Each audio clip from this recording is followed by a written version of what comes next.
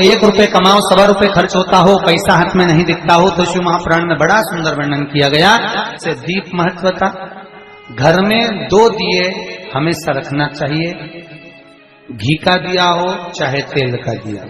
ज्यादा से ज्यादा दियों को बदलना नहीं चाहिए। जैसे मालूम पड़े आज ये वाला दिया लगा दिया, फिर 15 दिन चला उसको फेंक दिया, दूसरा दिया लगा दिया। शास्त्र कहता है, शिव महापुराण कहती है, जिसके घर में दिया एक लेता है और वही दिए में निरंतर बत्ती लगती रहती है, तो उसके घर में संपदा की वृद्धि होती रहती है। दिया ज्यादा नहीं लगता, संपदा की।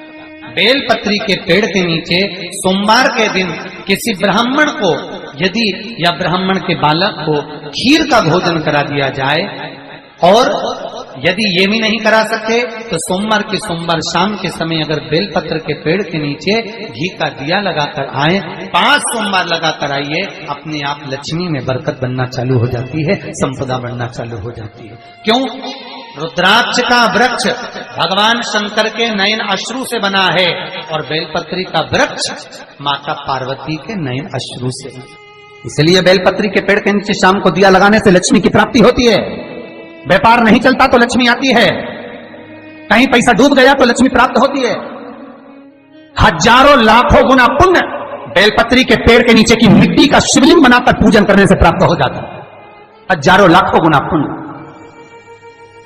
जिस लड़का लड़की का विवाह नहीं होता, बेलपत्री के पेड़ के नीचे शिवलिंग का निर्माण कर कर, उसका पूजन कर कर, आराधना कर कर, घी का दिया लगाकर शंकर भगवान के शिवलिंग का विसर्जन शाम के समय करे। एक घी का दिया मंदिर से विसर्जन के बाद आकर फिर बेलपत्री के पेड़ के नीचे लगाए, और बेलपत्री के पेड़ के नीचे लगाकर 7 परिक्रमा बेलपत्री के पेड़ की कर ले। झोली पसार कर प्रणाम करके बेलपत्री के पेड़ के नीचे की मिट्टी को सिर पर लगा ले और चले जाए। 3 से 4 महीने के अंदर उसका विवाह पक्का हो जाता है। मां, ये साधारण नहीं है। लक्ष्मी तू इसके नीचे निवास है, इस बेलपत्र के नीचे तेरा निवास है। तो याद रहे, पहले भी कथाओं में करा है, कैसी भी रोग हो, कैसी भी बीमारी हो, बस निवेदन इतना है, अगर ज्यादा बीमारी घेर कर रखी है, 1 लोटा पानी, कलश में जल, थोड़ा दूध, और जो व्यक्ति बीमार है उसका वस्त्र उस लोटे को छूला, एक बेलपत्र उसमें पटक दो, और शंकर भगवान पर, शिवलिंग पर, कोई भी शिवलिंग जो मंदिर में हो, चाहे वो गुप्तेश्वर शिवलिंग हो, कुबेरेश्वर हो, महेश्वर हो, बटकेश्वर हो, पिपलेश्वर हो, नर्मदेश्वर हो, सोमेश्वर हो, नागेश्वर हो, धनेश्वर हो, हरीश्वर हो, कोई भी शिवलिंग जो आपके नजदीक में हो, जो मंदिर आपके पास में, 1 लोटा पानी ले जाकर जो बीमार है उसके नाम से नाम और गोत्र बोलकर शंकर को समर्पित कर दो। महाराज, मुझे पूर्ण विश्वास है मेरे शिव पर आराम लग जाएगा। लगभग आधा घंटा, 1 घंटा, 2 घंटे। शंकर को 12 महीने शिवरात्रि आती है, हर महीने शिवरात्रि आती है। किसी भी महीने की शिवरात्रि को यमुना का जल और गंगा का जल दोनों एक साथ जब चढ़ाते हैं तो मनुष्य की मनोकामना 3 महीने के अंदर पूरी हो जाती है। महाराज, 3 माह। इसलिए आज भी लोग मानसी गंगा के तट पर जो चकलेश्वर महादेव हैं, उनको जल चढ़ाने के लिए यमुना जी का जल कावड़ में भर कर ले जाते हैं। कावड़ कहां लेकर जाते हैं? चकलेश्वर महादेव पर। यमुना मथुरा से जल गोवर्धन लेकर जाते हैं, चकलेश्वर महादेव, चकलेश्वर महादेव यमुना का जल लेकर जाते हैं।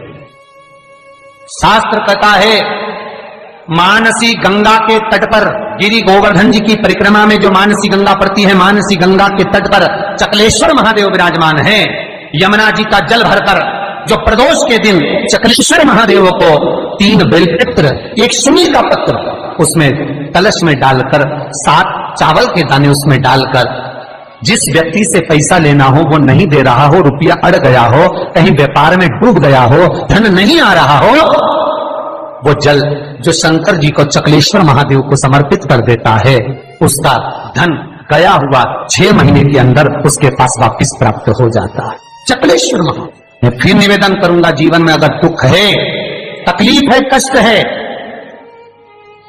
कष्ट है ज्यादा, तो शमी वृक्ष की 108 पत्तियां, 133 पत्तियां, 111 पत्तियां, शमी वृक्ष की पत्तियों को लो, शंकर भगवान पर समर्पित करो, फिर जल चढ़ाओ, फिर समर्पित करो, फिर जल चढ़ाओ, फिर समर्पित करो, फिर जल चढ़ाओ। 133, 111 122 जितनी बार बन सके समर्पित कर कर आपका दुख शिव से कहो, शंकर सुख देगा, ये सुख देगा। कई लोग कहते हैं भगवान शंकर को भांग प्रिय है। शिवरात्रि के दिन लोग रात भर भांग घोट घोट के शंकर भगवान का नाम ले लेके खूब पीते और बदनामी मेरे भोलेनाथ की करते कि शंकर जी का प्रसाद है। जितने लोग कहते हैं कि शंकर को भांग प्रिय है, कहीं एक जगह पर शिव महापुराण में लिखा हुआ बता दो कि शंकर को भांग प्रिय है, कहीं एक जगह पर। और शिव पुराण जाने दो तो लिंग पुराण के अंदर बता दो, कहीं पद्म पुराण में, अग्नि पुराण में, नर्मदा पुराण में, भविष्य पुराण में, नारद पुराण में, बरहा पुराण में, जहां तुमको मिल जाए वहां लिखा हुआ बता दो कि शंकर को भांग प्रिय है। तो फिर क्यों देवता का नाम बदनाम करना? कई लोगों ने शंकर जी के ऐसे ऐसे फोटो बना रखे कि शंकर जी गांजा पी रहे हैं। ओ भैया, पीना तुमको है, नाम उसका बदनाम कर दो। कई जगह पर भगवान शंकर के ऐसे चित्र बना दिए कि शिव को भांग की प्रियता है। बेलपत्र यदि लक्ष्मी प्रदान कर रहा है, बेलपत्र यदि आपको संपदा प्रदान कर रहा है, तो शमी पत्र आपको वैभव प्रदान कर रहा है। शमी पत्र आपके जीवन में सुख का अनुभव करा। शमी पत्र आपके जीवन में अटके हुए काम को सिद्ध करा रहा। वैभव, कार्य सिद्धि, सुख, ये शमी पत्र प्रदान करता है। इसीलिए बेलपत्र तो केवल भगवान शंकर को चढ़ती है, बेलपत्र गणेश जी को चढ़ती है, देवी को बेलपत्र, पर शमी पत्र एक ऐसा पत्र होता है। 33 कोटि देवता शमी पत्र को पाने के लिए, 33 कोटि देवता शमी पत्र के सुख का आनंद पाते हैं। ऐसा 33 कोटि देवता।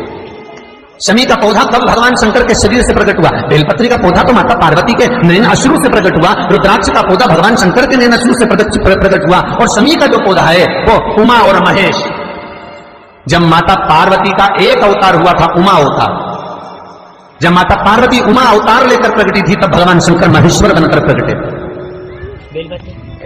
और उमा और महेश्वर का जब मिलन हुआ, और मिलन होने पर दोनों की दृष्टि एक जगह पर पड़ी, पड़ने पर एक पौधा उत्पन्न हुआ, वो शमी का पौधा है। शिव महापुराण में वर्णन करा, स्वयं शंकर से, स्वयं शंकर भी सम्मुख में है। और अगर शिवलिंग की आप आराधना कर रहे हो, भगवान शंकर की अगर आप आराधना कर रहे हो, तो शिवलिंग की महत्वता पूर्णता में होगी बात। क्यों? शंकर मिलने आएंगे तो अकेले हैं, पर शिवलिंग की आप आराधना कर रहे हो तो ब्रह्मा, विष्णु और महेश, ये तीनों उसी में है। एक शिवलिंग में, आपको पहले भी कहा है कि शंकर का शिवलिंग जो होता है, उस शिवलिंग में नीचे का भाग ब्रह्मा है, मध्य का भाग विष्णु है और ऊपर का भाग शिव है। उसी शिवलिंग में स्वयं मां जगज्जननी जगदम्बा विराजी है, उसी शिवलिंग में गणेश विराजे हैं, उसी शिवलिंग में कार्तिकेय विराजे हैं, उसी शिवलिंग में भगवान शंकर की 5 लड़कियां जया, विषहरा, शामरिवारी, दो तनी देव ये विराजी हैं। उसी शिवलिंग में शंकर भगवान की छोटी लड़की अशोक सुंदरी विराजी है। संपूर्ण परिवार और 33 कोटि देवताओं का जो आराध्य देव है ब्रह्मा, विष्णु, महेश, वो तीनों शिवलिंग में। ये पूरे भूमंडल पर, ये पूरी पृथ्वी पर शंकर जी की बड़ी बड़ी मूर्तियां नहीं मिलेंगी मंदिर के अंदर। राम जी की मूर्ति मिलेगी, भगवान कृष्ण की मूर्त मिलेगी, जगदम्बा दुर्गा भवानी की मूर्त मिलेगी, दत्त भगवान की मूर्त मिलेगी, शनि महाराज की मूर्ति मिलेगी, नरसिंह भगवान की मूर्ति मिलेगी, पर भगवान शंकर की कोई मूर्त मंदिर के अंदर नहीं। शंकर का शिवलिंग मंदिर के अंदर मिलेगा। क्यों? क्योंकि शंकर कहते हैं मेरे लिए ब्रह्मा, विष्णु, सारे देव मेरे अपने हैं, मैं इनको छोड़ नहीं सकता, वो मुझ में रमे। पार्वती मैया कहती है भोलेनाथ में समा। दुनिया के लोग कहते हैं, मेरे पास में अभी कुछ समय पहले नारद जी आए थे, नारद जी ने कहा क्यों उस भंगेड़ी से शादी करते हो, क्यों उस गंजेड़ी से शादी करते हो? तो क्या आप भांग खाते हो? क्या आप भांग खाते हो? शंकर भगवान बोले नहीं पार्वती, दुनिया खाती है, मुझे तो भोग लगाती है। तो तुम कुछ बोलते क्यों नहीं हो? दुनिया के लोग तुम्हारे सामने भांग रख देते हैं और तुम कुछ बोलते नहीं। अरे पार्वती क्या बताऊं, समुद्र मंथन में जब विष निकला, उस विष को मैंने पिया, पीने के बाद मेरे मुख से कुछ बूंदे जमीन पर गिर गईं। कैलाश पर्वत पर बूंदे गिरी, सांप और बिच्छू ने ले ली, कुछ बूंदे जमीन पर गिर गई, जिससे पौधा उत्पन्न हो गया भांग का। कोई दर्शन करने कैलाश पर आ गया, भांग लगी हुई देखी तो काट काट के ले गया, मेरे चरणों में पड़ी थी तो सोचा प्रसाद होगा, ले गया, घोट घोट के मेरे को भी पिलाए, खुद भी पी गया। पर मुझे भांग प्रिय नहीं है। पार्वती मुझे भांग की प्रियता नहीं है। पार्वती मैं क्यों नशा करूंगा? तो पार्वती बोलती है, दुनिया के लोग कहते हैं आप तो नशे ले हो। भगवान शंकर बोले हाँ नशा तो करता हूं, पर किसका? राम नाम और कृष्ण नाम। शंकर जी की कथा कहती है कि भांग घोट के, भांग पीस कर शंकर का श्रृंगार करो। क्यों?